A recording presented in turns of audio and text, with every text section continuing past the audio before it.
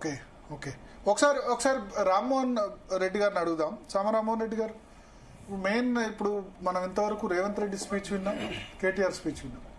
ఒకటి welfare schemes గురించి చర్చ జరుగుతుంది. సిటీలో వాళ్ళు మేజర్గా రేజ్ చేస్తుంది ఒకటి, ఫ్రీ బస్సు ఆడవాళ్ళకి ఇచ్చారు, మొగాళ్ళ చేతుల నుంచి లాగేసుకున్నారు. రేషన్ కార్డ్స్ మీద ఉత్తుత్తి ప్రచారం, మేము కూడా రేషన్ కార్డ్స్ ఇచ్చామని చెప్తున్నారు. ప్లస్ సిటీలో ఫ్రీ వాటర్ తీసేశారు మీరు వచ్చిన తర్వాత అంటున్నారు. సార్ ఇప్పుడు ఒకటే విషయం, ముఖ్యమంత్రి రేవంత్ రెడ్డి గారి ప్రసంగం మనం చూసినాం, అండ్ కేటీఆర్ గారిది కూడా మనం చూసినాం. చాలా స్పష్టంగా మనకు అనిపిస్తుంది ఏంటిది అని అంటే, కేటీఆర్ గారు ఓన్లీ సెంటిమెంట్ నమ్ముకున్నారు, రేవంత్ రెడ్డి గారు డెవలప్మెంట్ నమ్ముకున్నారు. సో సెంటిమెంట్ వర్సెస్ డెవలప్మెంట్ అనేటటువంటి యుద్ధం ఈరోజు జూబ్లీహిల్స్ ఉప ఎన్నికలో జరుగుతూ ఉంది చాలా స్పష్టంగా. అయితే ఇప్పుడు రాకేష్ గారు చెప్పినటువంటి అంశాలు గిట్ట మనం గిట్ట తీసుకుంటే, గతంలో మరి సన్నబియ్యం వచ్చినాయా, 500కి గ్యాస్ సిలిండర్ వచ్చిందా, 200 యూనిట్ల కరెంట్ వచ్చిందా, ఉచిత బస్సు పోని మహిళల కన్నా వచ్చిందా, లేకపోతే మహిళా డ్వాక్రా గ్రూప్లకి వడ్డీ లేని రుణాలు గిట్ట మీరు ఇచ్చిండ్రా, లేకపోతే పిల్లలకి ప్రభుత్వ కొలువులు గిట్ట మీరు అందించిర్రా? ఓన్లీ జూబ్లీహిల్స్ కే గిట్ట కన్ఫైన్ మనం మాట్లాడదాం. చలో సంక్షేమం చాలా ఫ్రీ వాటర్ కూడా వస్తుంది, చాలా తప్పది. మీరు గ్రౌండ్ రిపోర్ట్ తీసుకోవాలి, కెమెరా వరకు కేసీఆర్ ఫ్రీ వాటర్ లేదు, ఇప్పుడు కూడా కంటిన్యూ అవుతుంది. ఇది అదే ఇప్పుడు నేను అదే అంటున్నా కదా, ప్రభుత్వం రాగానే 100 రోజులలో కూలిపోతుంది, ఇది నిలబడదు, పార్లమెంట్ దాకా కూడా ఉండదు అని చెప్పి మాట్లాడినారు. తర్వాత ఏమైంది? పార్లమెంట్ ఎన్నికలలో కూడా ఇందాకనే పాపం కేటీఆర్ గారు చాలా ఉత్సాహంగా మాట్లాడిండు. నేను కార్లో వస్తుండే, టీవీలో కాదు ఫోన్లో చూసిన, నేను ఒక ఆయన చెప్తుండు సర్వేలలో బ్రహ్మాండంగా మనం గెలుస్తున్నాము, డిపాజిట్లు దాన్ని పోతాయంట అని అంటే, ఎందుకంటే ఈ పెద్ద మనిషి సర్వే ఇస్తే 12 ఎంపీ సీట్లు బీఆర్ఎస్ పార్టీ గెలుస్తుందని చెప్పారు. మరి ఆ సంబరాలలోనే ముంగడికి సాగినటువంటి కేటీఆర్ గారు పార్లమెంట్ లో బీఆర్ఎస్ పార్టీ 12 సీట్లు గెలవబోతుందంటే, ఆ సంబరాలనే ముందుకు సాగినటువంటి కేటీఆర్ గారు వెనక్కి మళ్ళీ చూస్తే గుండు సున్నా ఇచ్చిండు. ప్రజలు ఏమి ఇచ్చిండ్రు? సర్వేలో 12 ఇస్తే ప్రజలు మాత్రం గుండు సున్నా ఇచ్చారు. సేమ్ ప్రోగ్రెస్ రిపోర్ట్ ఈసారి జూబ్లీహిల్స్ ఉప ఎన్నికల్లో కూడా రిపీట్ కాబోతుంది. దీంట్లో ఎట్లాంటి అనుమానం లేదు. మేమనేది ఒకటి సార్, కమిట్మెంట్ ఉన్నప్పుడు, మాట ఇచ్చినప్పుడు, పారదర్శకమైనటువంటి పరిపాలన మేము అందిస్తున్నప్పుడు, మేము ఇదే ఓపెన్ ఛాలెంజ్ ఇస్తున్నాం. ఇది అదే డివిజన్లో నువ్వు మాట్లాడినావు, మేము రోడ్ షో చేసినాం, ఆయన స్టేజ్ షో చేసిండు. ఆయన ఆల్రెడీ తంబాలు వేసుకున్నాడు, దానికి పెద్ద ఫ్లడ్ లైట్లు కట్టుకున్నాడు, డిజిటల్ డిస్ప్లే బోర్డులు పెట్టుకున్నాడు, ఎల్ఈడి స్క్రీన్లు పెట్టిండు. అట్లా ఇట్లా మెరవాలని, నా పార్టీ బతికే ఉందని చెప్పుకోవాలని చెప్పి ఎన్ని లైట్లు వేయాలనో అన్ని లైట్లు వేసి దాన్ని బతికించేటటువంటి ప్రయత్నాలు చేస్తుండ్రు. కానీ ప్రజల్ని నమ్ముకొని బండి మీద నిలబడి ప్రసంగం చేసినటువంటి ముఖ్యమంత్రి గారికి 10 ఏళ్లు అధికారం నుండి అపనంగా సంపాదించి దోచుకున్నటువంటి దొమ్ము పైసలు అనేటువంటి ఎట్లా ఖర్చు చేయాలన్నది తెలియకుండా విచ్చలవిడిగా డబ్బునే నమ్ముకున్నటువంటి బీఆర్ఎస్ పార్టీకి చాలా స్పష్టత ఉంది. అక్కడ నిలబడి మాట్లాడుతున్నటువంటి మైనార్టీ సోదరులను అడిగినా చెప్తారు, కాంగ్రెస్ పార్టీ ఇచ్చినటువంటి 4% రిజర్వేషన్లతోటే మరి ఈరోజు వాళ్ళ బిడ్డలు మరి డాక్టర్లైనా, లేకపోతే ప్రభుత్వ ఉద్యోగులైనా, లేకపోతే ప్రభుత్వానికి సంబంధించినటువంటి అన్ని అంశాల్లో కూడా ప్రయోజకులు అవుతున్నటువంటి దానికి నాంది పలికింది కాంగ్రెస్ పార్టీ అనేటటువంటిది.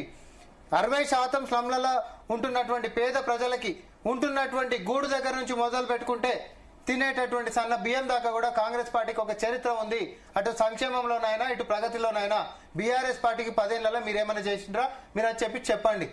హైడ్రా తోటంట మేము అన్ని ఇళ్లు కూలగొట్టినామంట. జూబ్లీహిల్స్ ఎన్ని ఇళ్లు కూలగొట్టినామో లెక్క చెప్పాలి రాకేష్ గారు. ఎన్ని ఇళ్లు కూలగొట్టినామో, ఏం చేసామో నువ్వు లెక్క చెప్పాలి. పార్షాలిటీ చూపించారంట కదా హైడ్రా దగ్గర, ఏమండి పార్షాలిటీ చూపించారంట కదా, కొందరికి కూల్చలేదు, కొందరికి మాత్రమే కూల్చారు. నేను ఇట్లా వీళ్ళు మాట్లాడతారు కాబట్టి ముఖ్యమంత్రి గారు అసలు మొదలు పెట్టిందే పెద్దోళ్ళది కూలగొట్టడం తోటి. ఎన్కన్వెన్షన్ పేద అయినదా బాగా ఉన్నాయినదా? ఎన్కన్వెన్షన్ ఎవరిదండి? మీకు తెలుసు, నాకు తెలుసు.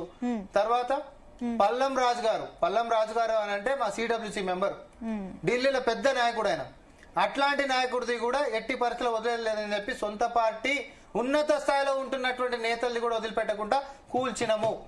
హైడ్రా కమిషనర్ గారు దీని మీద పదే మీడియాలో అడ్రస్ కూడా చేసిండు. పలానా ఎందుకు కూల్చాలంటే పలానా కోర్టు కాపీ ఆర్డర్ తెచ్చుకుండ్రు, దాని మీద మేము కొట్లాడుతున్నాము, అది వెకేట్ చేయాలని చెప్పి కొట్లాడుతున్నాము. అది కొట్లాడినాక మనం కూలగొట్టాలి. కోర్టు ఆగమని అన్న తర్వాత సపోర్ట్ చేస్తారు, వాళ్ళు కూడా మిమ్మల్ని అప్రిషియేట్ చేస్తారు. బీజేపీ ఒప్పుకుంది, మేడం కి చూపిద్దాం.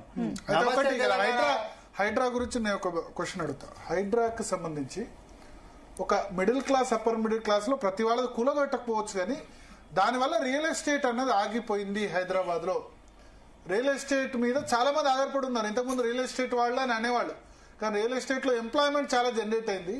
అది స్లో కావడం వల్ల నాట్ ఓన్లీ బిల్డర్, ఎందుకంటే ప్రతి ఒక్కళ్ళు ఇన్వెస్ట్ చేస్తున్నారు ఇవాళ. తెలంగాణలో ఇంతకుముందు ఈ కల్చర్ లేదు ఇన్వెస్ట్ చేసేది. ఫ్లాట్లు ఇది రాష్ట్రం అంతా కూడా స్లో డౌన్ అయింది. సరే దానికి ఎన్నికలు 2 సార్లు పార్లమెంటు అసెంబ్లీ ఎన్నికలు వచ్చినప్పుడు కూడా దక్కుతుంది. సో దానితో మిడిల్ క్లాస్ కాంగ్రెస్ పార్టీకి దూరం కదా.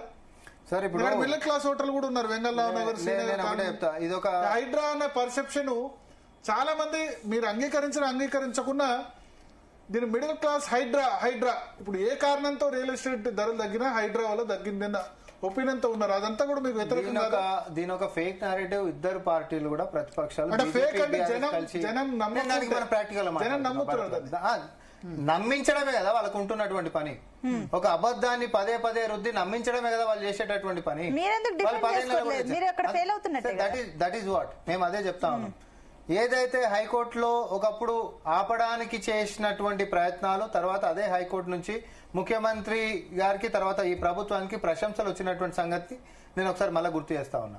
నేను ఫర్ అన్ ఎగ్జాంపుల్ ఇప్పుడు మీరు ఒక చెరువుని కబ్జా చేసినటువంటి వాడు ఫస్ట్ ఒక పేదోళ్ళని ముంగటేస్తాడు. పేదోళ్ళని ముంగటేసేసి ఆ సర్వే నంబర్ మీద ఏదో ఒక fake survey నంబర్నే abetting survey number అంటాం మనం దాన్ని.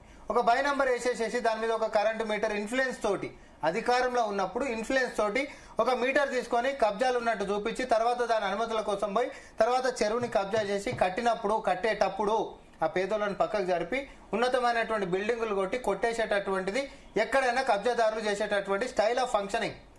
ఎప్పుడైనా ఒక రాజకీయ నాయకుడు కొట్టేయాలి అనుకుంటే ఇట్లాంటి కబ్జాలని ప్రోత్సహిస్తాడండి. కూలగొట్టాలి అని అనుకుంటున్నానంటే ప్రకృతిని కాపాడనికే, తద్వారా పేదోళ్ళని కాపాడనికే, మరీ ముఖ్యంగా మధ్య తరగతి కుటుంబాలు మోసపోవద్దు. చెరువులు ఉన్నట్టు ఈ రోజు కాకపోతే రేపైనా కూడా నీకైతే నష్టమే కదా. రేపొద్దు వర్షం పడ్డది, రేపొద్దు నీ ఇళ్లలోకి వచ్చి కాలనీలు మొత్తం మునుగుతున్నాయి, ఎన్ని ఘటనలు లేవు. ఇప్పుడు నగరంలో కబ్జాలైనాయి అంటారా?